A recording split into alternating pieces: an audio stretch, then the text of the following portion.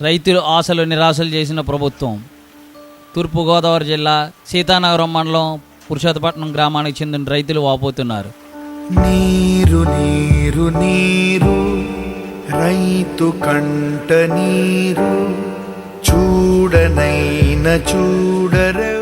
రైతులకు 2013 భూసవరణ చట్ట ప్రకారం నష్టపరిహారం ఇస్తే చాలని రైతులు అంటున్నారు. అలా కాకుండా ప్రభుత్వం 17 లక్షల రూపాయలు మాత్రమే ఇస్తుందని, ఆ విధంగా మాకు ఇష్టం లేదని 2013 చట్ట ప్రకారం నష్టపరిహారం అడిగినందుకు పోలీసు బలగాలను దించడంతో పాటు 144 సెక్షన్లు విధించి ముందస్తు అరెస్టులు చేయడంపై రైతులు ఆవేదన వ్యక్తం చేస్తున్నారు. రైతులను తమ భూముల్లోకి వెళ్ళనివ్వకుండా అడ్డుకొని తిరిగి ప్రాజెక్టు పనులు ప్రారంభించారు. ఆదరించు నాథుడెవ్వరు,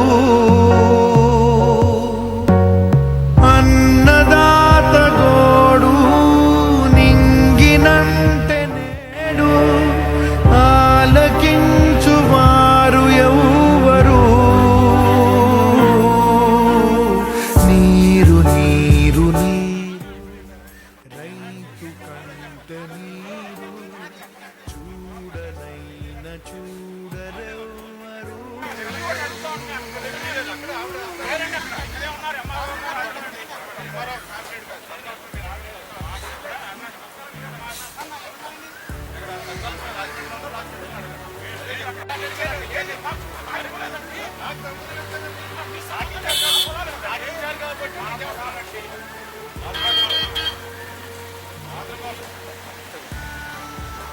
విశాఖకు నీళ్లు తరలించేందుకు ఆంధ్రప్రదేశ్ ప్రభుత్వం 1650 కోట్ల రూపాయలతో పురుషోత్తపట్నం ఎత్తిపోతల పథకాన్ని ప్రారంభించింది.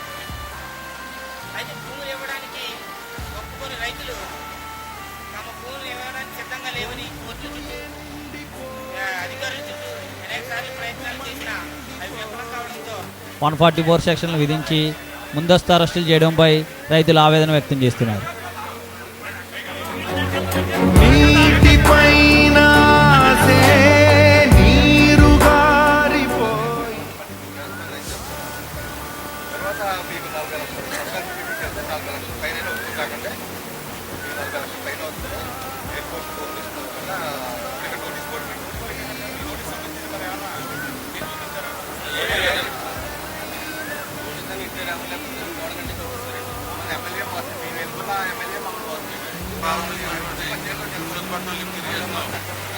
సంబంధించి కోల్పోయినటువంటి రైతుని మాట్లాడుతున్నాను. మేము ప్రభుత్వానికి ముందే తెలియజేసాము. భూసేకరణ చట్ట ప్రకారంగా మాకు వచ్చిన ఎంతైతే అంత మరి ఇప్పించి మా జీవన విధానం దెబ్బతినకుండా చూడాలని చెప్పడం జరిగింది.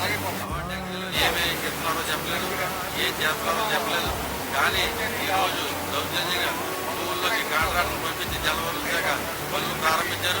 మరి మా వెళ్తుంటే మరి పోలీసు వారు మమ్మల్ని అడ్డుకుని భూముల్లోకి వెళ్తాకి వెళ్ళేది మేము ప్రభుత్వం చేస్తుందని చెప్తున్నారు.